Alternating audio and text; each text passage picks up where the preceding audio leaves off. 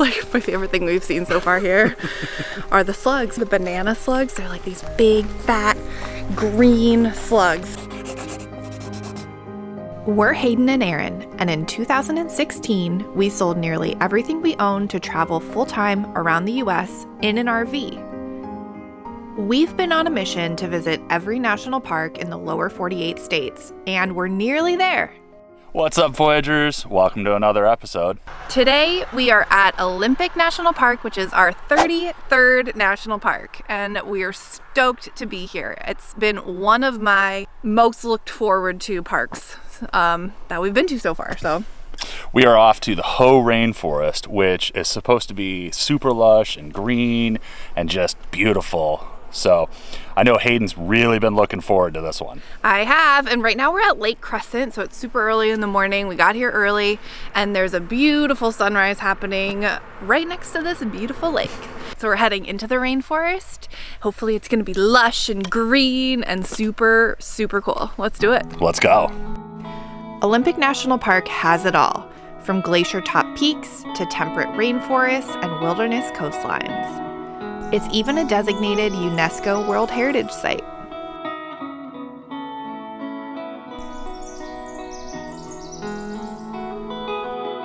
So we are in the Hoh Rainforest right now, and we hear it's supposed to rain a little bit later, but right now we have perfect weather.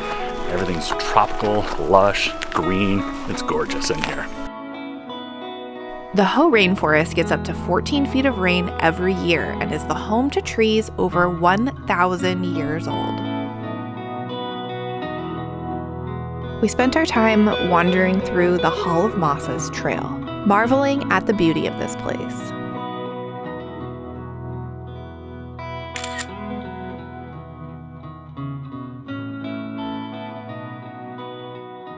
So if you haven't seen one of our previous videos from Jekyll's Lagoon, I talked about how much I loved the slugs in the area, the banana slugs. They're like these big, fat, green slugs. It's like my favorite thing we've seen so far here are the slugs. And then we directed a bunch of people around them and moved them off of the trail so I didn't get smashed by the stroller that came up behind us.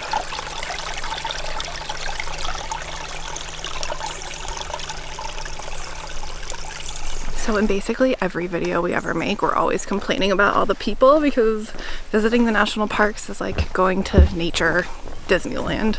But if we can give anybody one single recommendation that we've learned from all of our travels is to arrive early in the morning before all of the crowds come. On the way to our next stop, we visited Fourth Beach, where you can see miles of untouched coastline. And at low tide, you'll find sea stars and anemones hiding in the tide pools.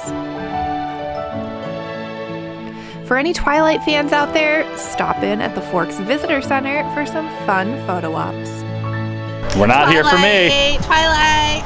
We made it to Cape Flattery about 2 hours from the Hoh Rainforest, but we're now hiding out under a tree because the rain started. And so we can't even see the difference between the ocean color and the sky color. It's all the same color gray, which is kind of cool. But we're hoping that the rain kind of lets up a little bit here.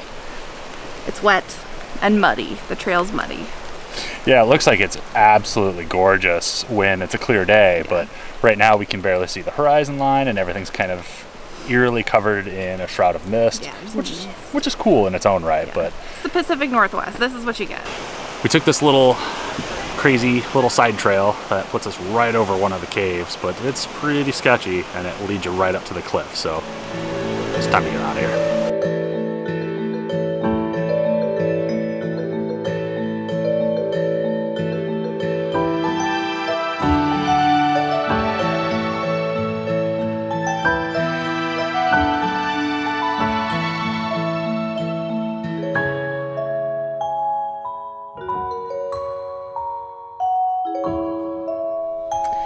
So the hike back out of there was pretty intense.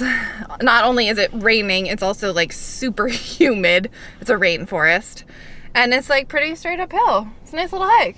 I mean, it's nothing crazy, but it, got our blood pumping. Oh yeah. I'm sweating. Sweating a little bit myself. Yeah. Otherwise, I don't know if this is worth a 2-hour drive. It's probably at least 2 hours from anywhere that's civilization. But I bet on a nice, like, sunny day, it's pretty beautiful. Yeah, I bet it's gorgeous on a clear day, but even on a misty day, you know, there's some eerie beauty to it.